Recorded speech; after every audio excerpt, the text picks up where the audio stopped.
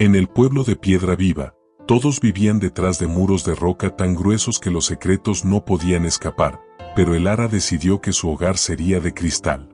Mientras sus vecinos apilaban granito para ocultar sus fracasos, ella diseñó una estructura transparente donde cada rincón estaba a la vista de todos. El conflicto no era estético, sino moral. En Piedra Viva, mostrar el interior se consideraba una traición a la dignidad. ¿Por qué alguien querría que el mundo viera su desorden, sus platos sucios o sus lágrimas nocturnas? Elara no buscaba exhibicionismo, buscaba aire. Sentía que las paredes de piedra de su infancia le habían robado el oxígeno, obligándola a fingir una paz que nunca tuvo. Al colocar la primera lámina de vidrio reforzado, el pueblo entero se detuvo a mirar con desprecio. Silas, el hombre más respetado del valle, se acercó a ella con una advertencia: el cristal no protege, Elara. Solo invita al desastre. Ella solo sonrió, aunque sus manos temblaban. Lo que nadie sabía era que Elara tenía una colección de pequeños fragmentos de cuarzo transparente que guardaba en un cuenco de madera. Cada vez que sentía una duda profunda o un miedo paralizante, grababa una palabra en un fragmento y lo incrustaba en el marco de sus ventanas. La primera palabra que grabó fue incapaz. Aquella noche, mientras el pueblo dormía tras sus muros, Elara se sintió observada por la luna, pero por primera vez, no se sintió sola. La casa de cristal de Elara se convirtió en un faro de incomodidad. Desde la calle, la gente podía verla sentada a la mesa, a veces con la cabeza entre las manos, a veces riendo sola. Lo que más irritaba a los vecinos no era su presencia, sino su honestidad visual. Un martes por la tarde, Elara tomó un nuevo fragmento de cuarzo. Con un punzón de acero, grabó con cuidado: tengo miedo de que nadie me ame si me conocen de verdad. Ese fragmento fue colocado justo en la entrada de la casa, a la altura de los ojos de cualquier visitante. Los niños del pueblo se acercaban a leerlo y luego huían asustados, como si hubieran visto un fantasma. Los adultos, en cambio, cruzaban la acera para evitar mirar. Silas, cuya casa tenía muros de 2 metros de ancho, pasaba cada mañana intentando ignorar la transparencia de Elara, pero su mirada siempre terminaba atrapada en el brillo del cuarzo. La tensión escaló cuando una tormenta de viento azotó el valle. En Piedra Viva, las tormentas se pasaban en absoluto silencio y oscuridad, con las ventanas selladas por pesados postigos de madera. Pero Elara no cerró nada. Ella se sentó en medio de su sala, visible para todo el que pasara corriendo bajo la lluvia. Su miedo era evidente, sus rodillas temblaban ante los rayos, y esa vulnerabilidad expuesta empezó a generar una grieta, no en su cristal, sino en la compostura del pueblo. Silas visitó a Elara una noche de niebla. No entró, se quedó en el límite donde el césped se encontraba con el cristal. «Estás rompiendo nuestra paz», dijo él, con la voz tan sólida como sus paredes. «La gente empieza a hablar. Dicen que tu miedo es contagioso, que tus dudas nos hacen dudar a todos». Elara lo invitó a pasar, pero él se negó. Dar un paso dentro de esa casa era como desnudarse frente a un espejo sin fin. «¿Qué es lo que más te asusta, Silas?», preguntó ella con una calma que lo desarmó. Silas apretó los puños. En su casa de piedra, él nunca tenía que responder preguntas así. Su esposa siempre sonreía, sus hijos nunca lloraban y él nunca fallaba. Ese era el pacto del valle. Pero mientras miraba a Elara, notó que ella sostenía un nuevo fragmento de cuarzo en la mano. El brillo del cristal parecía quemar el aire entre ellos. Elara se acercó al vidrio de la fachada y, frente a los ojos de Silas, pegó el nuevo fragmento. La palabra grabada era soledad. Silas retrocedió un paso, como si lo hubieran golpeado. Sus ojos buscaron los muros de su propia casa a lo lejos, buscando refugio, pero por un segundo, sintió que sus paredes de piedra no eran una fortaleza, sino una tumba. Justo antes de irse, Silas vio algo que lo dejó sin aliento. Una pequeña fisura comenzaba a aparecer en el muro principal de su propia e indestructible mansión. Algo extraño empezó a suceder en la casa de cristal. En lugar de debilitarse con cada confesión grabada en cuarzo, la estructura parecía ganar un reflejo dorado. Elara había descubierto que, al comunicar sus miedos, estos dejaban de presionar desde adentro hacia afuera. El cristal no se rompía porque no había secretos intentando estallar. Sin embargo, en el resto de Piedra Viva, el aire se volvió pesado.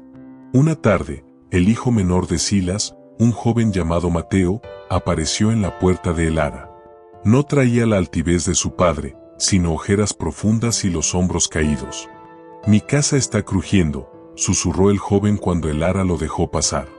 Mateo caminó por la sala de cristal, sintiéndose expuesto y aterrorizado. «Mi padre dice que es el suelo que se mueve, pero yo oigo los gritos de mi madre a través de las piedras, aunque ella nunca abre la boca». Elara le entregó un trozo de cuarzo en blanco y el punzón. Mateo retrocedió, aterrado. Escribir su verdad era como suicidarse socialmente en ese pueblo. Pero entonces, un estruendo recorrió el valle.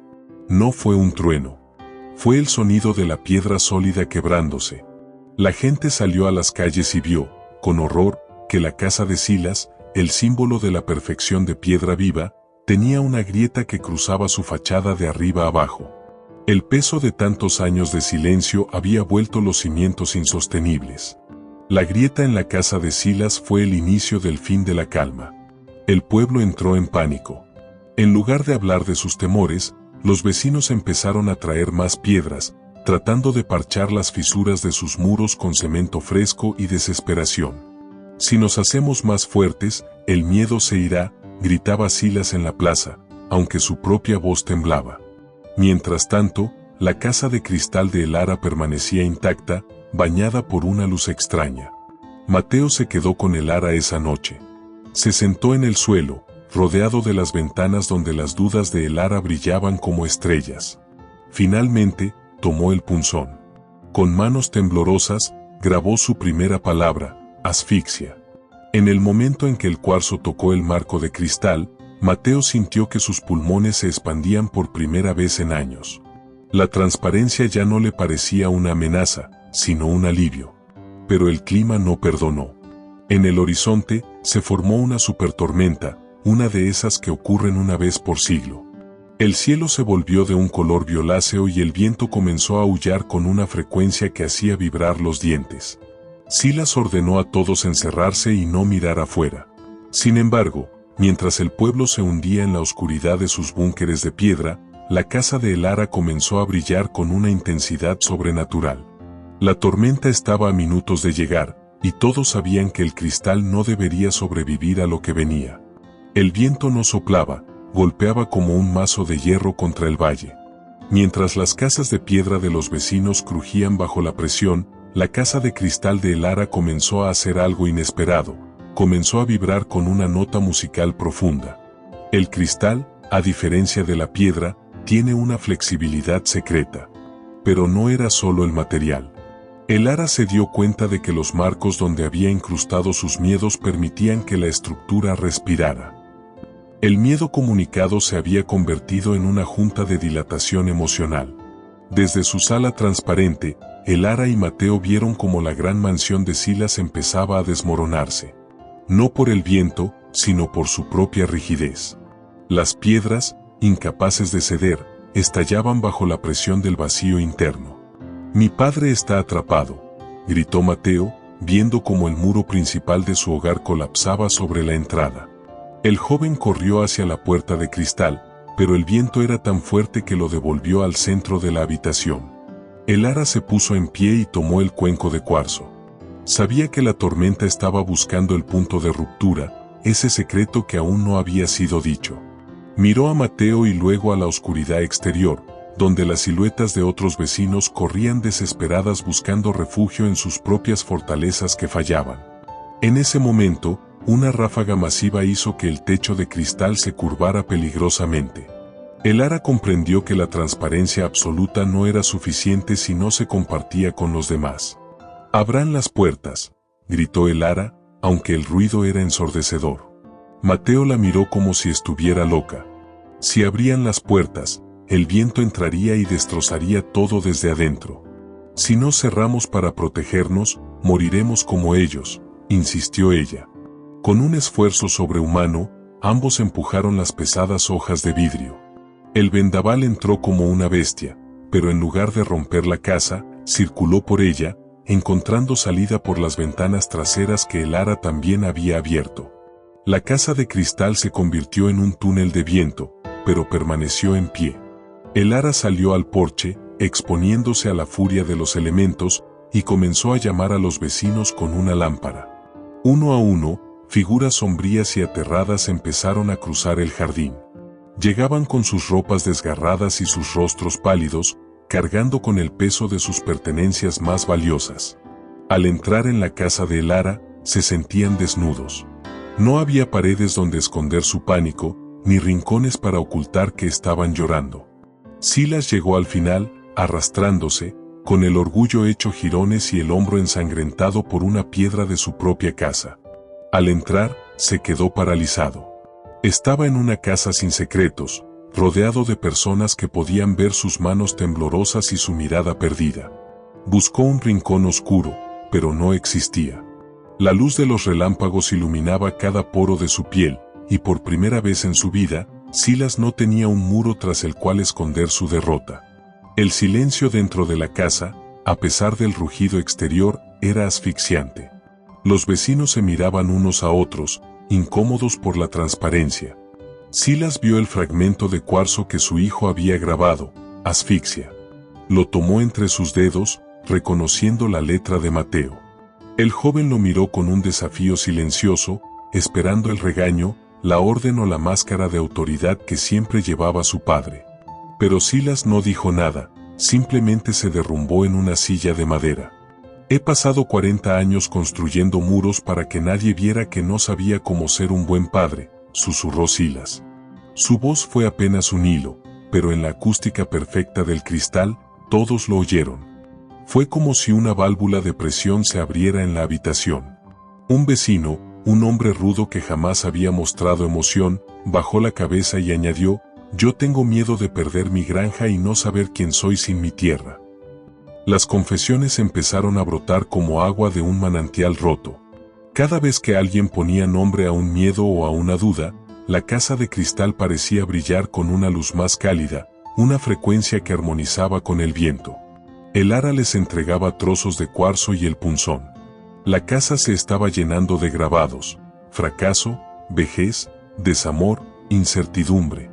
El símbolo físico de sus miedos ya no estaba oculto en sus mentes, estaba allí, brillando en los marcos de las ventanas, convirtiéndose en parte de la arquitectura que los mantenía a salvo. La tormenta alcanzó su punto máximo. Un rayo impactó directamente en el pararrayos de la casa, iluminando el valle como si fuera mediodía. En ese instante de luz absoluta, todos los presentes vieron sus reflejos en las paredes de cristal, pero no vieron sus rostros externos, sino la verdad de sus historias compartidas. La casa no era solo un refugio físico, era un catalizador de humanidad. Silas, Mateo y los demás se tomaron de las manos, formando un círculo en el centro del torbellino. El viento intentó arrancar el techo, pero la estructura cedió lo justo, elástica y resistente. El ara se dio cuenta de que la sinceridad no los había hecho vulnerables al peligro, sino invulnerables a la destrucción. Al comunicar sus miedos, habían eliminado el vacío que el viento solía aprovechar para romper las cosas. Ya no había nada que esconder, por lo tanto, no había nada que la tormenta pudiera usar en su contra. El miedo, una vez nombrado, se volvía piedra angular, no peso muerto. Con un último aullido que hizo vibrar hasta el último átomo de cristal, la tormenta comenzó a amainar. El viento bajó su intensidad y la lluvia se convirtió en un llanto suave sobre las paredes transparentes. El círculo de personas permaneció unido mucho después de que el peligro pasara. Silas miró a el ara y, por primera vez, no vio a una vecina extraña, sino a la mujer que le había enseñado que la verdadera fortaleza no es el granito, sino la claridad de quien no tiene nada que ocultar. El amanecer en el Valle de Piedra Viva fue distinto a cualquier otro. El sol salió sobre un paisaje de ruinas, casi todas las casas de piedra habían sufrido daños graves o habían colapsado por completo. Sin embargo, en medio del desastre, la casa de cristal de el ara permanecía intacta, reflejando los primeros rayos de luz como un diamante gigante. Los vecinos salieron al jardín, pero no regresaron de inmediato a sus escombros. Se quedaron allí, hablando, compartiendo el café y, sobre todo, compartiendo sus planes y sus dudas sobre el futuro. Silas no reconstruyó su mansión. Usó las piedras caídas para hacer un jardín de muros bajos, donde cualquiera pudiera sentarse a conversar. Mateo ayudó a Elara a limpiar los cristales, que ahora estaban grabados con cientos de palabras de verdad. El pueblo no se volvió perfecto, ni la gente dejó de tener problemas, pero el pacto de silencio se había roto para siempre. Ahora, cuando alguien caminaba por la calle y se sentía abrumado, no se escondía tras una puerta de roble, buscaba a alguien a quien decirle, «Tengo miedo». Elara se sentó en su porche, observando cómo el valle cambiaba. Entendió que su casa no era especial por el material del que estaba hecha, sino por la libertad que permitía. La sinceridad radical había transformado un pueblo de extraños en una comunidad de humanos. Tomó un último trozo de cuarzo, el más puro de todos, y grabó una frase que dejaría en la puerta principal para siempre: «Aquí no hay certezas, solo estamos nosotros». Y bajo el sol de la mañana, el cristal volvió a brillar, más fuerte que cualquier piedra.